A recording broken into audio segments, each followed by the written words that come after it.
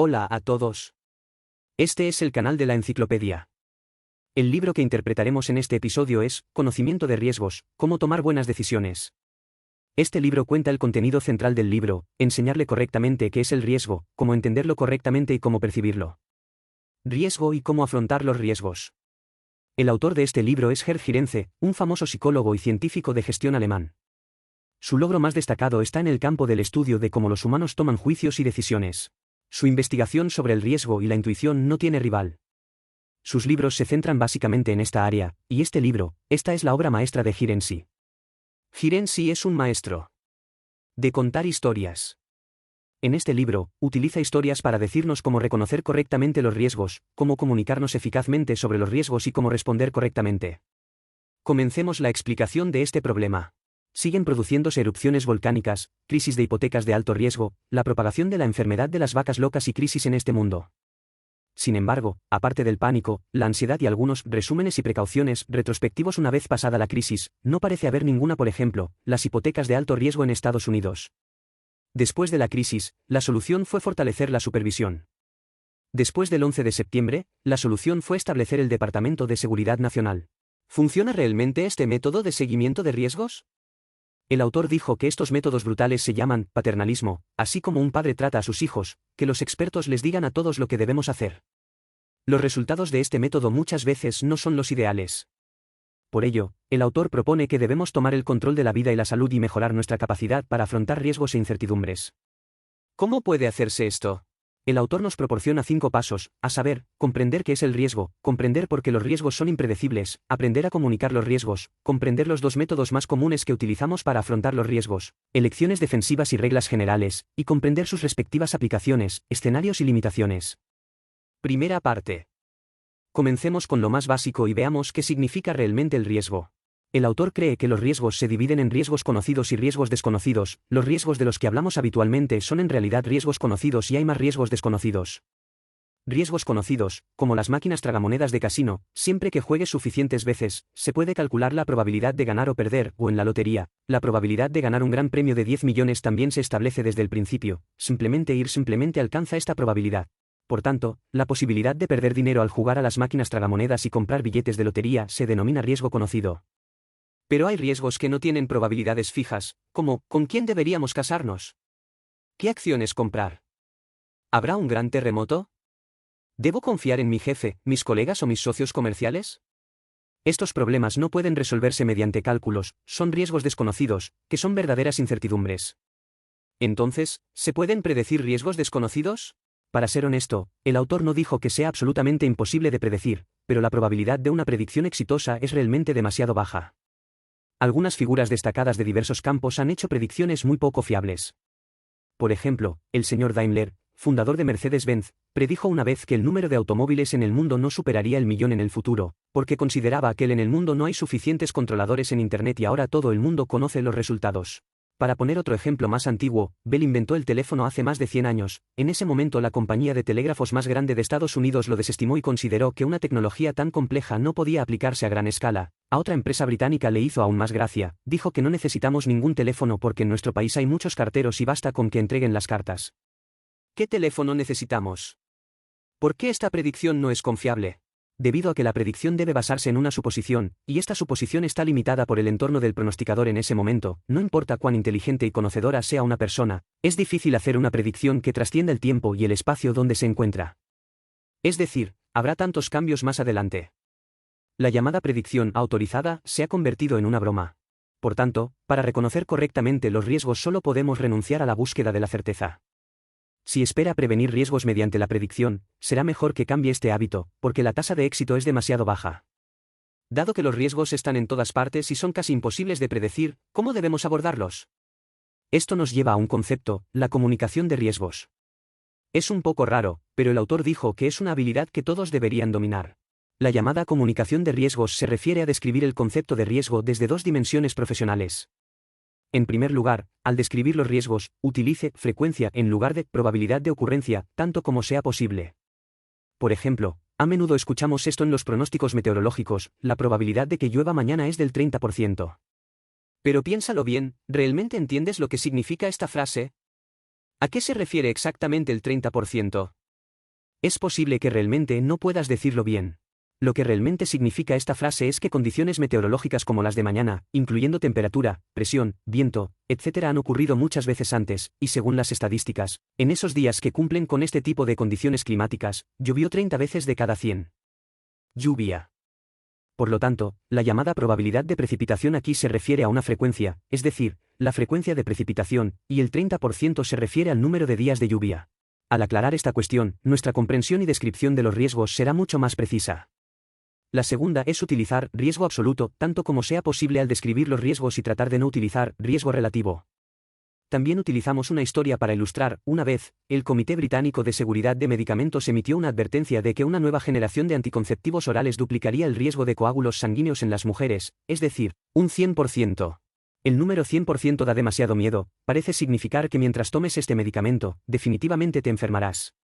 En ese momento, esta noticia causó revuelo y todos tenían miedo de tomar pastillas anticonceptivas. Como resultado, la tasa de embarazos no deseados y abortos aumentó significativamente. Pero en realidad, ¿qué significa 100%? En primer lugar, esto es para la generación más antigua de píldoras anticonceptivas. Para la generación más antigua de píldoras, aproximadamente una de cada 7.000 mujeres que toman esta píldora tendrá coágulos de sangre. Luego, el riesgo de tomar la generación más nueva de píldoras anticonceptivas es más alto que las generaciones anteriores de píldoras anticonceptivas tienen un mayor riesgo del 100%, no aumentado al 100%. En otras palabras, por cada 7.000 mujeres que toman la nueva generación de píldoras anticonceptivas, 2 pueden desarrollar coágulos de sangre, y eso es todo. La razón por la que la gente entra en pánico es porque interpreta los riesgos relativos como riesgos absolutos. Por lo tanto, cuando juzgamos los riesgos, debemos preguntarnos sobre los riesgos absolutos, no sobre los riesgos relativos, porque las cifras de riesgo relativo pueden ser tan grandes que pueden malinterpretar a las personas. En términos de riesgo absoluto, podemos sentir de forma más intuitiva qué tan grande es el riesgo, lo que nos ayudará a evitar ser engañados. Preste atención a la frecuencia, en lugar de a la probabilidad, y preste atención al riesgo absoluto, en lugar del riesgo relativo. Esta es la llamada comunicación de riesgos, que es la comprensión y expresión precisas de los riesgos. Por cierto, esto es a lo que debemos prestar atención cuando analizamos las estadísticas. Muchos de los llamados habla de datos, en realidad solo dicen la mitad de la verdad y, a menudo, son más engañosos. Cuando nos enfrentamos a las estadísticas, solo necesitamos hacer 2 cosas. Primero, mirar los datos más completos para ver si son absolutos o relativos. Segundo, mirar cómo los datos se ven afectados por la postura del proveedor. La segunda parte. Lo anterior ha hablado de cómo entender los riesgos y cómo realizar la comunicación de riesgos. A continuación veamos cómo debemos tomar decisiones ante los riesgos y qué son las opciones defensivas. La llamada elección defensiva significa que cuando nos enfrentamos a riesgos, normalmente elegimos algunas estrategias de afrontamiento conservadoras y defensivas. Esta tendencia a elegir se origina en nuestro instinto innato de evitar errores y peligros, así como en el instinto de seguir al rebaño. Ante algunas decisiones importantes, a menudo tenemos miedo de ser diferentes de los demás, de convertirnos en un caso atípico y de quedar aislados. Es este factor innato en la naturaleza humana el que conduce al surgimiento de una toma de decisiones defensiva. Por ejemplo, en una situación determinada, la opción A es originalmente la mejor opción, pero las personas a menudo terminan eligiendo B, porque la opción B puede no ser la más propicia para resolver el problema, pero sí es la más propicia para que quien toma las decisiones protegerse a sí mismo. Tomemos como ejemplo un hospital. Cuando un médico trata a un paciente, a menudo recurre a un tratamiento excesivo porque siente que si no hace muchos exámenes, no prescribe muchos medicamentos o incluso una operación. Al paciente, el paciente puede sentir que su inacción intencional es descuidar la condición. Los pacientes y sus familias sentirán que la actitud del médico hacia los pacientes no es lo suficientemente positiva e incluso pueden presentar una demanda contra el médico. De hecho, el daño del tratamiento médico excesivo es bastante grande. Sin embargo, a los médicos, el sobrediagnóstico y el tratamiento pueden salvarlos de los problemas mencionados anteriormente y protegerlos. En cuanto a las graves consecuencias del sobrediagnóstico y tratamiento, es posible que no sean obvias al principio y pasará tiempo hasta que el problema se haga evidente. Las estadísticas dicen que 2,5 millones de cirugías en los Estados Unidos son innecesarias cada año, y el 93% de los médicos utilizan métodos de diagnóstico y tratamiento médicos defensivos hasta cierto punto. La toma de decisiones defensivas se puede dividir a su vez en defensa pasiva y defensa activa. Para usar nuevamente el ejemplo del médico, el tratamiento excesivo es una defensa activa, mientras que la defensa pasiva significa simplemente tratar de evitar atender a pacientes de alto riesgo, evitar cirugías de alto riesgo y evitar convertirse en obstetra y ginecólogo.